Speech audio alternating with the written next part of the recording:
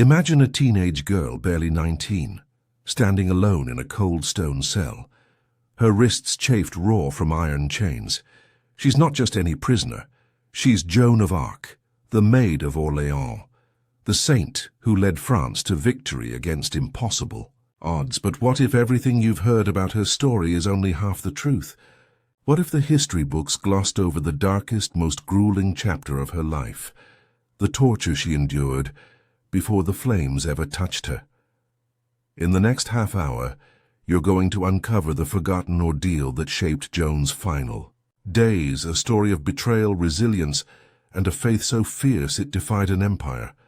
Stay with me, because what you're about to hear will change how you see this legendary figure forever. Let's step back to 1430, in the heart of the 100 Years' War. France is a fractured nation, torn apart by English invaders and internal betrayals. Joan, a peasant girl from Domremy, claims divine visions from God, urging her to save her country.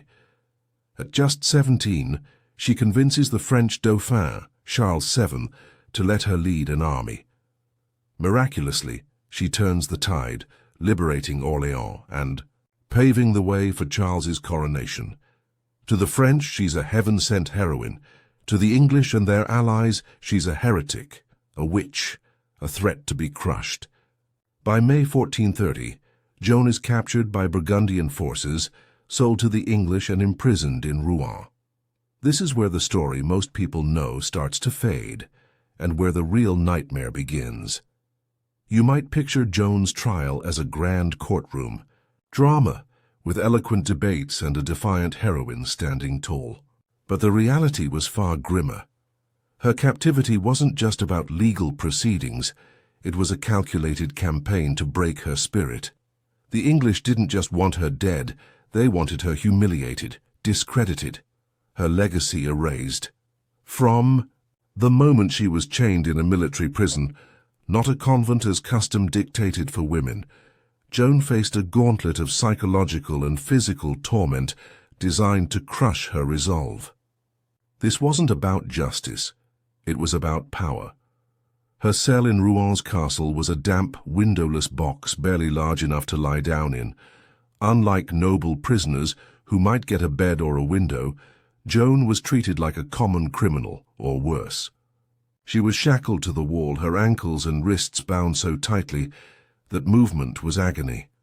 Guards, all male, watched her constantly, denying her privacy even for basic needs. For a devout young woman who valued modesty, this was a deliberate violation meant to shame her. Imagine the weight of that, day after day, no escape, no dignity, just the relentless gaze of hostile men. Yet Joan refused to crack.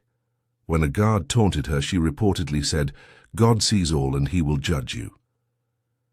That kind of defiance only made her captors angrier. The trial itself, starting in January 1431, was a farce.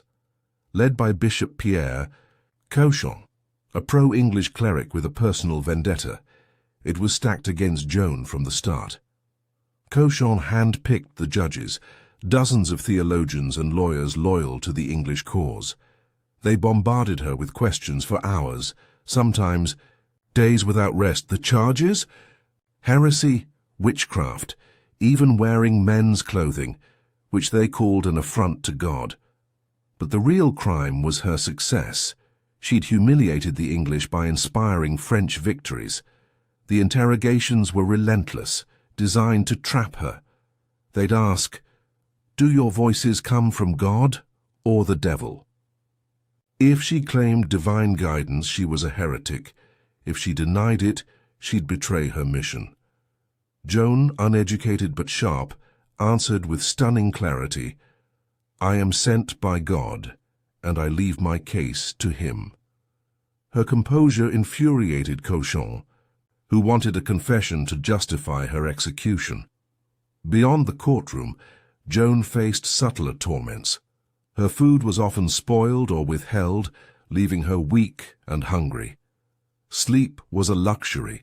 She was woken at all hours for more questioning or harassed by guards. Some accounts suggest they threatened her with violence. though Joan never spoke of it directly, perhaps to protect her honor. One incident stands out. A high-ranking English noble reportedly tried to assault her in her cell, only to be rebuffed by Joan's fierce resistance. She was no passive victim. Even in chains she fought back with words and will. This strength, though, came at a cost. The constant strain, hunger, exhaustion, isolation would have broken most people. Yet Joan clung to her faith, praying aloud to drown out her tormentors. Let's pause here and think about who Joan was. She wasn't a warrior in the traditional sense. She carried a banner, not a sword. Her power came from belief in God, in France, in herself. That belief was her shield, but it also made her a target. The English and their allies feared her influence. A teenage girl had rallied a nation, and they couldn't let that stand. By torturing her, they aimed to prove she was no saint, just a frail, fallible girl. But every attempt to break her backfired. When they pressed her to recant her visions, she said, "You can chain my body, but not my soul." That line, recorded by a scribe, wasn't just defiance. It was a glimpse into the fire that kept her going. As the trial dragged on, the tactics grew darker. Cauchon and his allies used psychological warfare, exploiting Joan's deepest fears. They knew her faith was unshakable, so they attacked it indirectly. One day, they took her to a cemetery and showed her a freshly built pyre, telling her, "This is where you'll burn if you don't confess." Imagine standing there, the smell of damp earth and wood in the air, knowing that could be your fate. Joan, pale but steady, replied, "I trust in God, not in your threats." Still, the sight must have haunted her. At night, alone in her cell, did she picture the flames? Did she doubt even for a moment?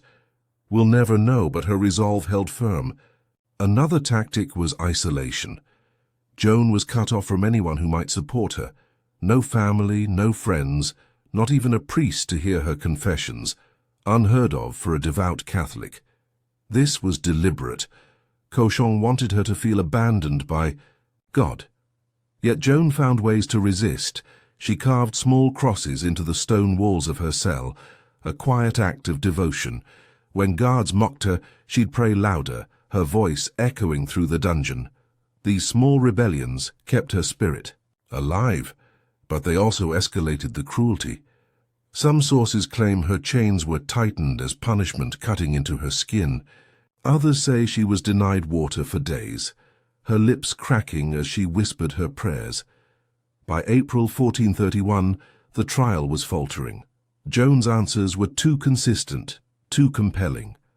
The judges couldn't pin heresy on her without looking like fools. So they shifted tactics, focusing on her men's clothing, a trivial charge but one they could twist. They argued it was unnatural, sinful proof of her defiance. Joan explained she wore it for protection among soldiers and in prison, where female clothing left her vulnerable. The judges ignored her logic, demanding she switch to a dress. When she reluctantly agreed, they pulled a cruel trick. They left only men's clothing in her cell, then accused her of relapsing into sin. It was a trap, and it worked. On May 28th, they declared her a relapsed heretic, sentencing her to death. The final days were the hardest. Joan was moved to a smaller, filthier cell, her health deteriorating. Yet even then she didn't break. When a sympathetic cleric slipped into her cell to offer confession, she wept, not for herself but for France, saying, "I only wanted to save my people." That moment reveals the heart of Joan's story. Her torture wasn't just physical. It was the anguish of knowing her mission might die with her.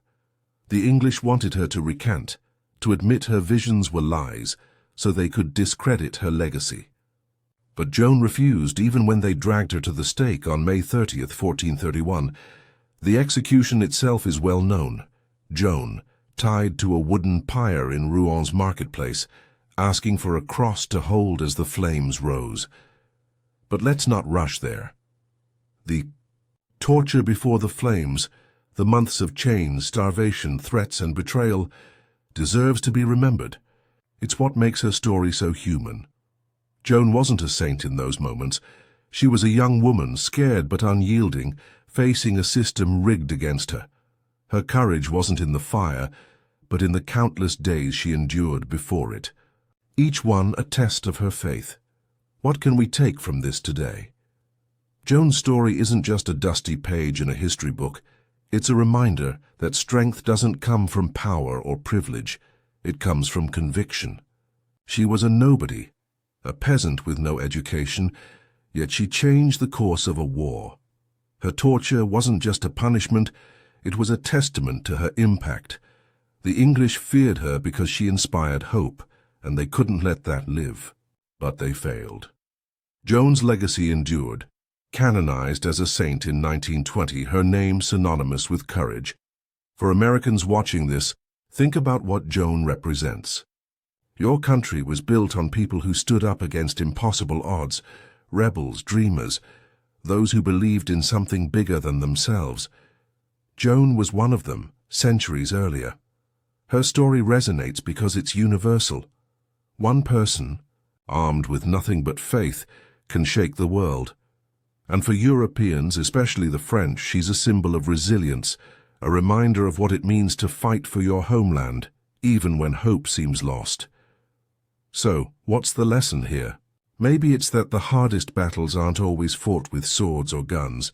Sometimes they're fought in the quiet moments, in a cell, in your mind, when no one's watching. Joan faced those battles and won, not because she survived, but because she never gave up. Her torture wasn't the end of her story. It was the crucible that proved her greatness. If this story hit you as hard as it hit me, do me a favor. Drop a comment below and tell me what stood out to you. Was it Joan's defiance, her faith, the injustice she faced? And if you want to, keep exploring history's hidden stories. Hit that subscribe button and ring the bell.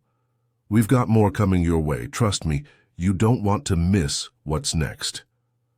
Oh, and if you're curious about another shocking historical tale, check out our next video, Joan of Arc's Forgotten Torture Before Flames.